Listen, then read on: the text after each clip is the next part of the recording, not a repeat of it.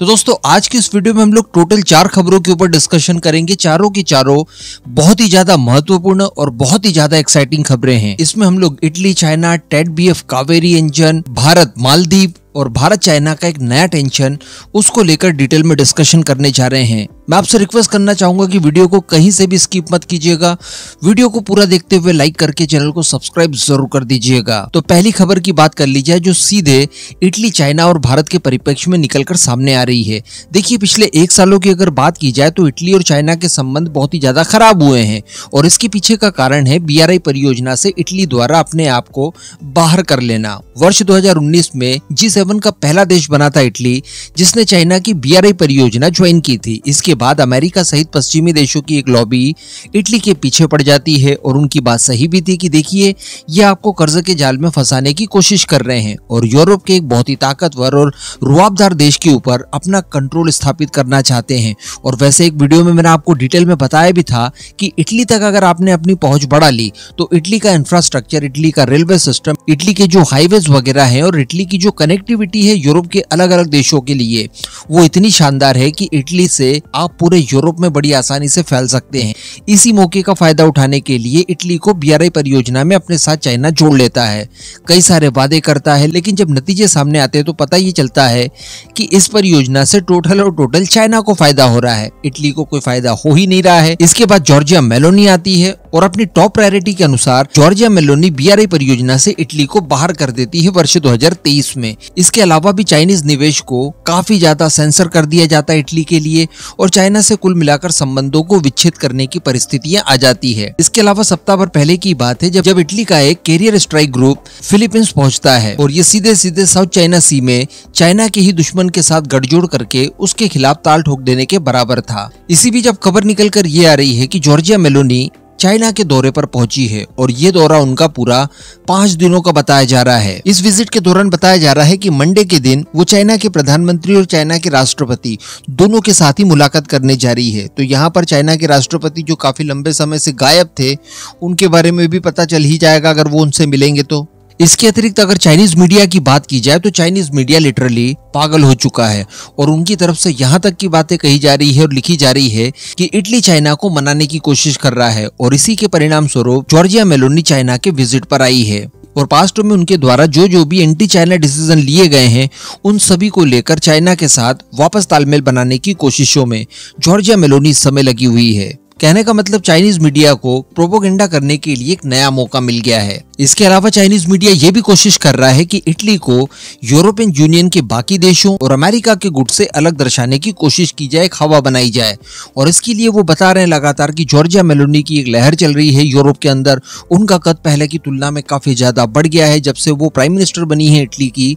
उसके बाद से इटली का मान सम्मान और उनका व्यक्तिगत रूप से भी मान सम्मान पूरे यूरोप में काफी बड़ा है। देखने वाली बात रहेगी, आने वाले कुछ समय में पता चलेगा कि उनके इस विजिट का मुख्य कारण क्या था और यहाँ पर किस किस तरह की साझगांठ इन दोनों देशों के बीच में देखने के लिए मिलती है। इसके बाद अगली खबर की बात की जाए तो ये सीधे मालदीव से निकल कर आ रही है। भारत मेहरबान तो मालदीव पहलवान। देखिए, मालदीव का हम लोगों ने बजट तो लगभग 50% कम कर दिया था, लेकिन इसके अलावा मालदीव को कई सारी अदर फैसिलिटीज दी गई, बताया ये जा रहा है। और खुद मालदीव के राष्ट्रपति द्वारा 26 जुलाई जो कि उनका स्वतंत्रता दिवस होता है, इस बार वो 59th इंडिपेंडेंस डे सेलिब्रेट कर रहे थे, तो उनकी तरफ से ये बताया गया कि भारत द्वारा मालदीव की काफी मदद की गई और जो भारत का $50 मिलियन का कर्ज उन्हें इस बार लौटाना था, उसमें भी भारत द्वारा एक्सटेंशन उन्हें मिल गया है, जिसकी खबर कुछ महीनों पहले ही मैंने आपको दे दी थी। इसके अलावा बताया ये जा रहा है कि भारत द्वारा मालदीव के लिए जो फूड कोटा था, उसे भी 2 सालों के लिए बढ़ा दिया गया है। इसके अलावा जो लेटेस्ट खबर निकल कर आ रही है मालदीव की तरफ से, वो ये है कि हमारे हेलीकॉप्टर्स जो कि मालदीव को दिए गए थे और साथ में डोनियर विमान भी दिया गया था, जिससे मालदीव के बीमार लोगों को काफी मदद मिलती थी। चूंकि ये आइलैंड वाला देश है, तो एक आइलैंड से दूसरे आइलैंड पर पेशेंट्स को पहुंचाने के लिए, मेडिकल सुविधा देने के लिए इन्हीं एयरक्राफ्ट्स का इस्तेमाल किया जाता था। लेकिन चूंकि मोहम्मद मोइज़ू तो भारत विरोध में ही वहां पर राष्ट्रपति बने थे, इंडिया आउट के कैंपेन के नारे के साथ, इस वजह से इनके जो भारतीय ऑपरेटर्स थे इन्हें भी पहले ही बाहर कर दिए और खुद ऑपरेट कर नहीं पा रहे थे। बाद में कुछ हद तक दोनों देशों के बीच में सामंजस्य बैठा और अब बताया जा रहा है कि ये भारतीय उपकरणों का इस्तेमाल फिर से शुरू कर चुके हैं। तो अल्टीमेटली आप कितना भी भारत विरोध कर लीजिए, जब आपको जरूरत पड़ेगी तो भारत ही काम आएगा। लेकिन यहाँ पर बड़ा प्रश्न यही उठता है कि एक ब्रह्मोस तक की ताकत न झेल पाने वाले ये देश कब तक आखिरकार भारत को आंखें दिखाने की कोशिश करेंगे। इनके खिलाफ ऐसी रणनीति जरूरी है,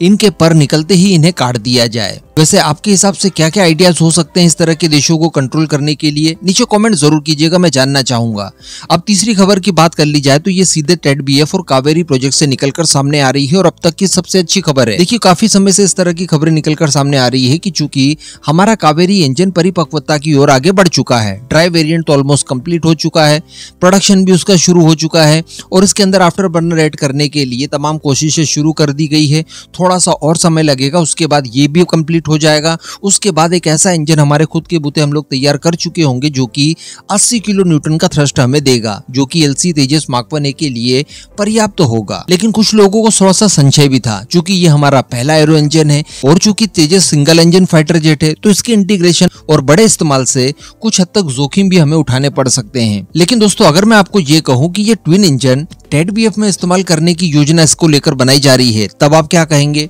ट्विन इंजन के साथ ये सारे जोखिम जो कि स्वाभाविक है कि हमारे मन में आ रहे थे वो भी समाप्त हो जाएंगे और अब इसी तरह की कुछ प्लानिंग करने की बातें निकलकर सामने आ रही है कि टेडबीएफ के अंदर कावेरी इंजन के इंटीग्रेशन की योजना इन फ्यूचर इंप्लीमेंट की जा सकती है और अगर ऐसा होता है तो ये रफाल एम जैसा ही फ्लेवर हमें दे सकते हैं। देखिए फिलहाल हमारी योजना ये है कि F414 इंजन जो कि भारत में ही इन फ्यूचर बनाए जाएंगे उनका इस्तेमाल ही टेडबीएफ में किया जाएगा, जो नेवी के लिए फाइटर जेट हम लोग बना रहे हैं और ये इंजन आपको 98 किलो न्यूटन थ्रस्ट देते हैं, जो कि अपने आप में काफी ज्यादा सफिशिएंट हो गया। लेकिन अगर आप रफाल एम को देखें तो उसके अंदर साफरान द्वारा बनाए गए M88 इंजन इस्तेमाल किए जाते हैं जो कि 75 किलो न्यूटन का थ्रस्ट देते हैं। अब कावेरी इंजन की बात की जाए तो ये उसी के आधार पर बनाया गया एक ऐसा इंजन है कि जो कि उससे 5 किलो न्यूटन थ्रस्ट आपको ज्यादा देता है, यानी 80 किलो न्यूटन थ्रस्ट। तो अगर कावेरी इंजन टेडबीएफ के अंदर इंटीग्रेट कर दिए जाते हैं ट्विन इंजन कॉन्फ़िगरेशन के साथ तो ये रफाल एम के थ्रस्ट से ऑलमोस्ट 10 किलो न्यूटन ज्यादा होगा। तो कहने का मतलब हमें किसी भी तरह की कोई समस्या नहीं आएगी।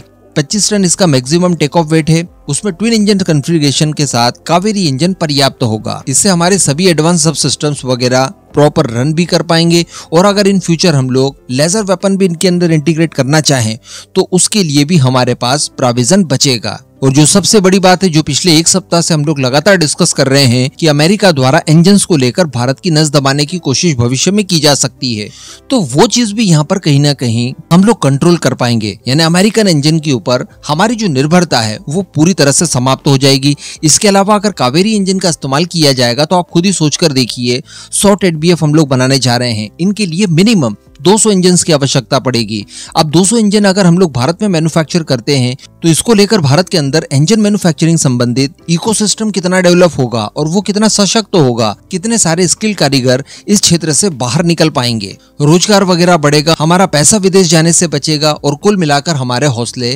पहले की तुलना में काफी बढ़ जाएंगे। तो इन फ्यूचर इसका इस्तेमाल हम लोग दूसरे एयरक्राफ्ट में भी कर सकते हैं। तो वाकई में तेजस से भी ज्यादा महत्वपूर्ण ये होगा कि हम लोग कावेरी इंजन का इस्तेमाल टेडबीएफ में शुरू करें। तो इसके लिए हम लोग डीआरडीओ को ढेर सारी शुभकामनाओं के साथ अगली खबर की ओर बढ़ते हैं और ये खबर सीधे जुड़ी हुई है हमारी एसएलबीएम टेस्ट और चाइना के जासूसी जहाज को लेकर। देखिए चाइना का जासूसी जहाज बताया जा रहा है कि भारत के काफी ज्यादा नजदीक है और सबसे बड़ी बात कि भारत द्वारा एक नोटा वार्निंग जारी की गई है 595 किलोमीटर की। ये नोटा वार्निंग वैलिड रहेगी 27 तारीख यानी आज से लेकर 10 तारीख तक, 10 अगस्त तक। इस दौरान बताया जा रहा है कि किसी सबमरीन लॉन्च मिसाइल का परीक्षण किया जा सकता है और ये संभवतः किसी एसएलबीएम का परीक्षण होगा और इसके लिए इस्तेमाल की जाएगी डेफिनेटली हमारी आईएनएस अरिहंत, जो कि हमारी न्यूक्लियर पावर्ड सबमरीन है। अब बताया जा रहा है कि इस नोटाम क्षेत्र से केवल 122 नॉटिकल माइल दूरी पर चाइना का स्पाई वेसल मौजूद है, यानी अगर किलोमीटर्स की बात की जाए तो 222 किलोमीटर के आसपास दूरी मेंटेन किए हुए है ये चाइनीज स्पाई वेसल। और इसी दौरान बताया जा रहा है कि हमें करना है परीक्षण और ये जो चाइनीज स्पाई वेसल है ये वही है,